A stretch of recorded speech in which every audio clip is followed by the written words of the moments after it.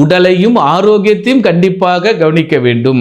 அதே நேரத்தில் குறிப்பாக பெண்களுக்கு அதிக வேலைபளு இருக்கும். ஆதலால் அவர்களுக்கு இடுப்பு சார்ந்த பிரச்சனைகளும் வயிறு சார்ந்த பிரச்சனைகளும் கண்டிப்பாக இருக்கும். அவர்கள் உணவினை தேர்ந்தெடுத்து உண்ண வேண்டும். இந்த மாதம் அளவுக்கு மீறிய உணவுகளும் அல்லது அளவு சத்து குறைவான உணவுகளையும் குறிப்பாக எடுத்துங்க. 3 வேளை சாப்பிட வேண்டியது 1 வேளை சாப்பிட்டா என்ன பண்ண முடியும்?